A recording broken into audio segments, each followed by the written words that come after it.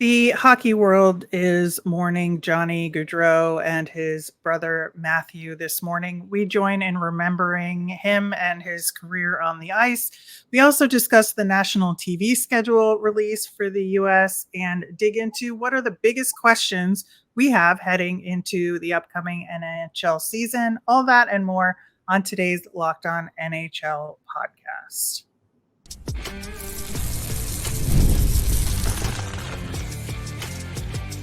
You're Locked On NHL, your daily podcast on the National Hockey League. Part of the Locked On Podcast Network, your team every day. Hey there, and thanks for making Locked On NHL your first listen every day. I'm Rachel Donner from Locked On Flyers. I'm here each and every Friday with Gil Martin of Locked On Islanders. You can find us on YouTube or on the SiriusXM app or anywhere you listen to podcasts. Subscribe to get our latest episode as soon as it's available here on the Locked On Podcast Network, your team every day. Today's episode is brought to you by Game Time. Download the Game Time app, create an account, and use the code LOCKEDONNHL for $20 off your first purchase. Terms apply. Download Game Time today. What time is it? Game time. Gil, man, what a rough night for all of us in the hockey community. Heard rumors last night about it that was confirmed this morning. And just awful news hearing that Columbus Blue Jackets forward Johnny Gaudreau and his brother Matthew were both killed while on bicycles in New Jersey. And, allegedly it was a drunk driver incident, which is, always adds to the devastation of the incident. And just obviously top of mind, their family, their friends, teammates, just everybody who knew and loved him and Matthew. Just horrible news. Yeah, and they're in New Jersey for a family wedding, and it just the timing. They're so young. This goes so far beyond hockey, and obviously we send our condolences to the Gaudreau family, and yeah, this is just terrible news. Yeah, so looking at all of this, obviously first off, it's been while completely devastating, also just the number of messages that have come in from around the league and around the hockey community in general, broadcasters, just college hockey, USA hockey, Johnny Hockey, his USA Hockey career and his Boston College career is where he made a name for himself. And, he and his brother went to Boston College. They both went there, together, partially because they're so close and, wanted to stay teammates. And just looking at stories about them and their close relationship, just from the beginning, Johnny Gaudreau especially was a really unlikely talent in hockey, right? Yeah, I mean, 5'9", 163 pounds to start off, not the biggest guy, but boy, was he, dangerous with the puck on his stick and, really carved out a great hockey career for himself. And again, just so shocking right now. And it's just over too soon, just too soon. Yeah, just especially, covering the Flyers. Obviously, Johnny Gaudreau has always been a part of the conversation with the Flyers because he's from South Jersey, where, they were for this family event. And, we in the hockey community there just always felt a little bit of ownership and pride in his career, given the fact that he's undersized and, hockey players from New Jersey, there aren't many who have made it big, and, we felt this sense of pride in him and his career and supported him, even though he never played for the Flyers. It kind of feels like he did in some ways. and always liked seeing him in town. And I just, yeah, again, it's hard to come up with things to say, in such a raw moment. But I just think that there's just nobody out there who dislikes this guy. He Yeah, just seems to be well loved, and I like that warms my heart in so many ways. yeah. I mean, you think about the nickname Johnny Hockey. It's just like Hmm. the love of the game just like oozed out of his pores. I mean, he just lived and embodied that love of the sport, of the game, of the community. And this now is so beyond the hockey aspect of it. uh I mean, 31 years old, it's just and his 2 years. brother 29. It's just tragic, and we'll never know what the rest of his career would have been like, what his children and his wife, and it's just so final. And that's what I think is the most shocking about it.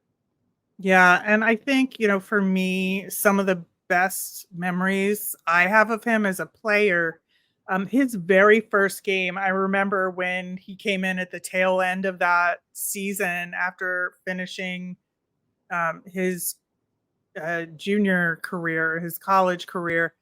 He played one game for the Flames in that first year and scored a goal in that game. And Yeah, that it was just one of the most fun moments watching hockey for me ever was seeing him score that goal.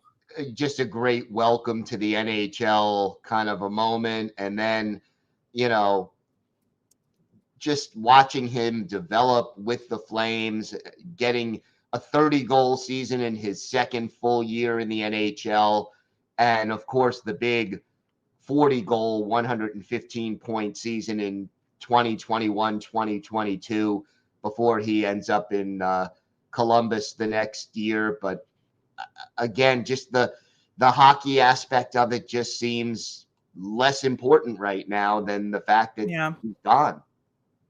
Yeah, and I would say one of my other favorite memories was at the All-Star game when he and Jake Voracek reenacted Ryan Johansson taking like a kid of a Blue Jackets trainer, like, and helping him score in the breakaway challenge. And Voracek and Gaudreau pretended Gaudreau was the little kid because of his size and did that same. Oh, like one of the best All-Star game moments ever, Yeah, ever.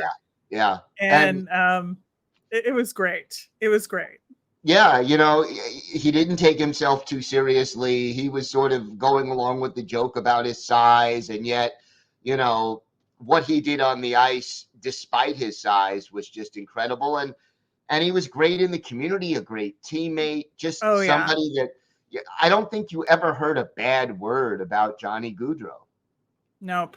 You did not. And just again, our heart goes out to the Flames fan community and organization that knew and loved him, as well as the Blue Jackets and all of hockey. Really feels like we all loved him, and I think that's a testament to who he was as a person. And so I think, to kind of talk about the national TV schedule, you got to think there's going to be some changes here just to make sure that games that are honoring him are part of that schedule. Because right now, Columbus's first game is October 10th in Minnesota, but their first home game is October 15th against the Florida Panthers. That's not currently on the national TV schedule. I bet it gets switched over in the US.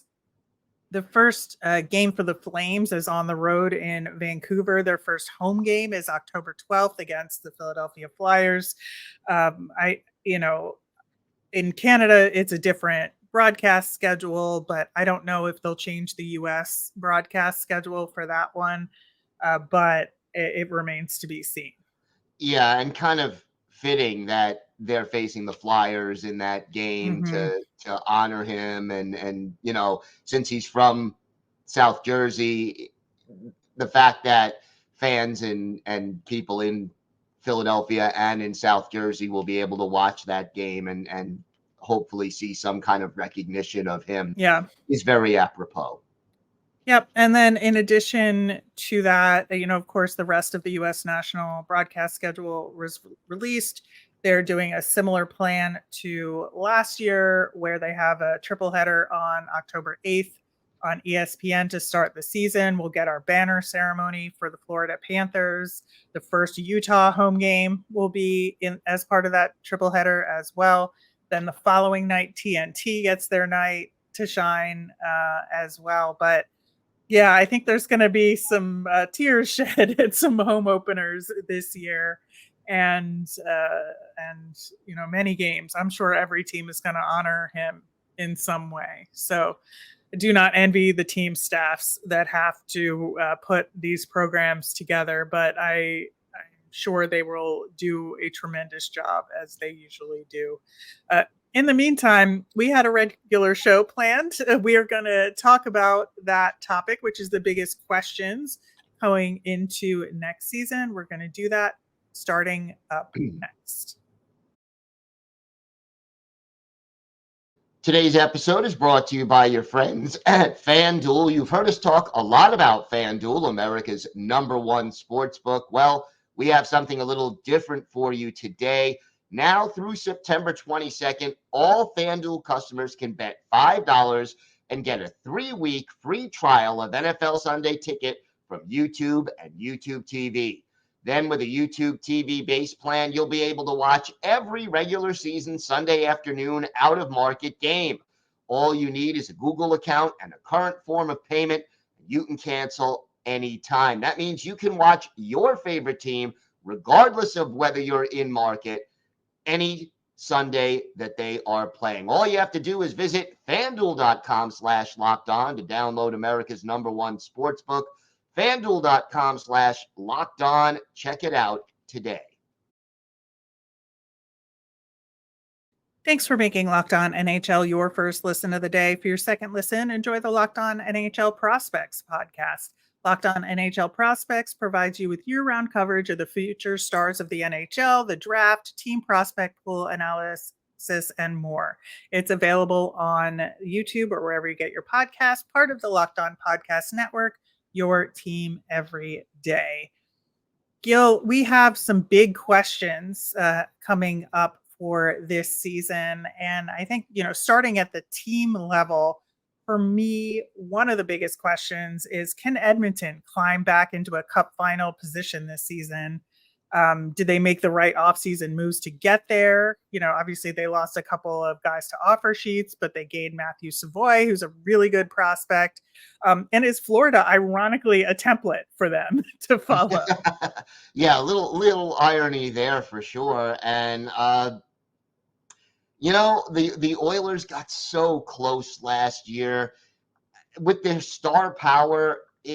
I get the feeling maybe they will need a little time to regroup early in the season and get, adjusted to some of these other players being in different roles. But I think by the end of the season, they will be in contention again, and they will be one of the teams out west that you just sort of wonder, they're going to be listed among the contenders. Let's put it that way. Yeah, I think so. How's it going to go in Utah? I think that's a big question heading into this season. Will their younger players step up? Is the new environment going to help them? How will the transition go? Will the fan base respond? Like we just said in the first segment, the opening day of the season is going to be on national TV. That's a lot of pressure for not just the players, but for the whole organization. So I think that's going to be a huge thing going into the season. Yeah, it's all going to be new. It's all going to be different. You're going to be creating traditions as the team evolves. And I get the feeling there will be a very enthusiastic reception in Utah. The team, is developing and improving on the ice. A lot of young talent on that roster. It's a shame that hockey did not work out in the desert. You had so many arena issues in Arizona over the years, but here is a great opportunity for Salt Lake City and the state of Utah. And, I'm just looking forward to finding out what the ultimate name of the team is going Yeah, to that's be. true. That is true. I think looking at Nashville, that's going to be a huge, huge question because they made so many big moves this off season, and I think that a lot of eyes are going to be on that team because we want to know, did all that work? Yeah, I mean, did all the moves that were made by Barry Trotz, are they going to pay off? And Mm-hmm. they look like they're all in. They're going for it. And I give Barry Trotz credit. There were some bold moves. How much does Steven Stamkos still have in the tank? Is he going to be able to really help Nashville get to another level? You're adding a lot of experience, a lot of Stanley Cup rings into that locker room in Stamkos. So that's an addition. I like the moves Barry Trotz made. I think Nashville does take a big step forward. I think so too. I think it's just going to be like dissecting the strategy here is going to absolutely be a big element this season. I hate to always talk about the Leafs, but you got to talk about the Leafs because they've just been twisting in the wind at, reaching this ceiling. It's like, can they break through this ceiling? Is goaltending going to be an issue for them? They've had a captaincy handover this offseason as well. Like, is this it? Like every year, I feel like the question is this it for the Leafs? Like, is this do or die this year? Yeah, this is a recording, right? I mean, Right. it's and I think there's another cynical side of the fan base and of the national fan, hockey fans looking at it, saying, okay, how do the Maple Leafs blow it this year? And, I sort of think part of it is psychological, that there is so much pressure on this team who have not won a Stanley Cup or even been to a Stanley Cup final since there were 6 teams in the NHL. Well, now there's 32. And it's been, more than 57 years now since the Toronto Maple Leafs won the Stanley Cup. That's a longer drought than the Rangers had when they finally broke through in 1994. To say that the Leafs are overdue is an understatement. But I think the pressure of playing in Toronto and of this long drought just hangs over this franchise like a cloud right now. Yeah. Yeah. And then you look at other teams that have been kind of in the mushy middle or like the lower middle of the league. Are they finally going to get somewhere? You have Detroit, you have Buffalo, you have Ottawa. Like, what's going on there? Yeah, 3 teams that everyone has been talking the last couple of years. This is the year they break through. This is the year they end their playoff drought. And it just hasn't quite happened yet. I mean, for Ottawa, does the addition of Linus Ullmark get them a big step forward? That remains to be seen. Detroit has been so close. Buffalo has always been this young team, always seemingly missing one ingredient every year. Right. And they come so close, and yet they don't break through. I think at least one of those 3 teams does make the playoffs this year. Are you willing to put money on which one? Money, no. Pride, maybe. Yeah, exactly. But yeah, I mean, I think Detroit has a way of breaking through this year if I had to pick one. Yeah, it's just like the Eisner plan has been going on for so long. Yeah. It's hard to imagine it actually coming to fruition at any point. I feel like we've been in those trenches for forever. But yeah, I mean, I have to say, like between Detroit and Buffalo, I would pick one of those 2 teams for sure. I just don't think Ottawa's going to get there, but stranger things have happened, I guess. And then rebuilding teams, like who's going to be the rebuilding team that takes a big leap forward this year?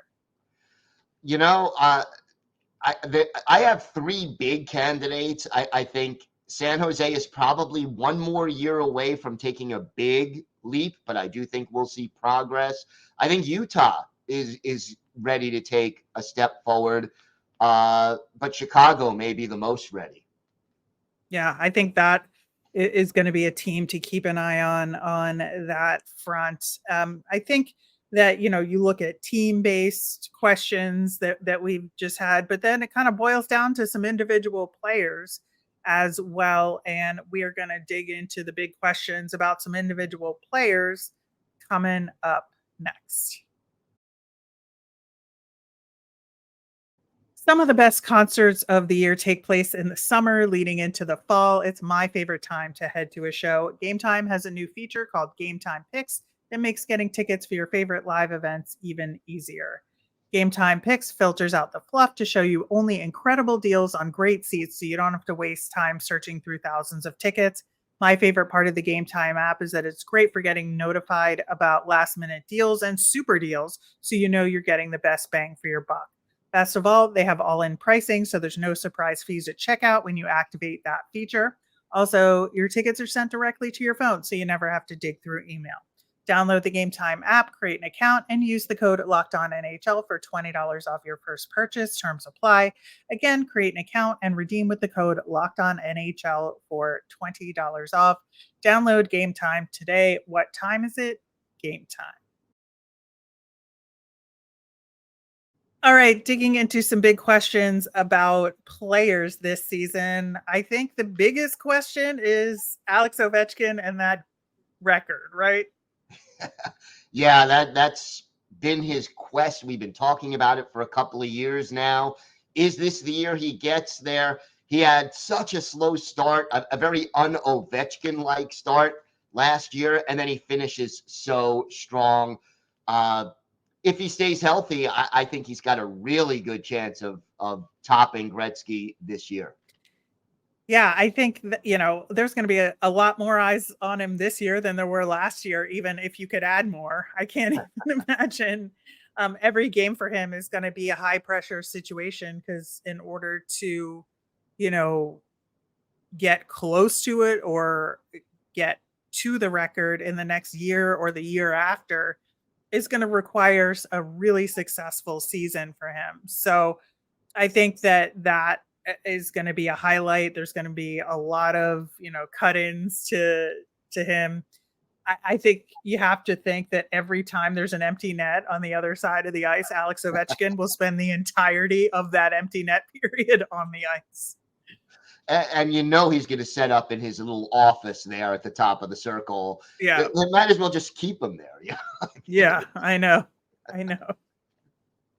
I've often actually thought about if the Washington Capitals will cut out a little section of that area on the ice and just put Ovi's office as artwork.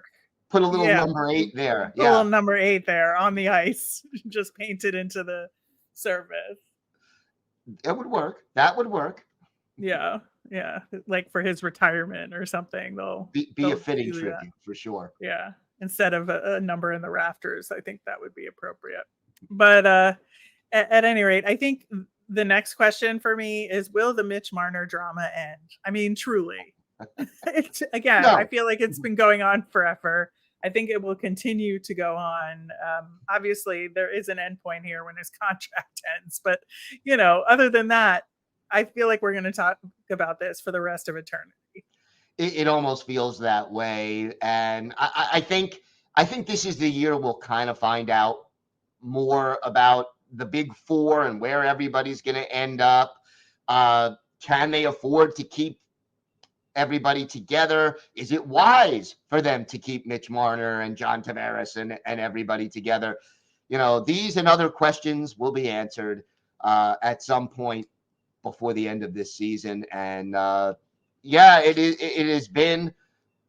Do you feel it's been a distraction for the Leafs? Yes. I mean, 100%. Yeah, it has to be. There is what isn't a distraction for the Leafs question as well. But I think that, everything gets labeled a distraction. But I think ultimately, you hear these guys talk, and when they're in the locker room, when they're playing, none of that matters. They still can't put it together. But I think that things that we think of as distractions are less so once you get on the ice. once the on the game bench. starts. But I'm Yeah, sure they're also tired of answering question after question after question sure.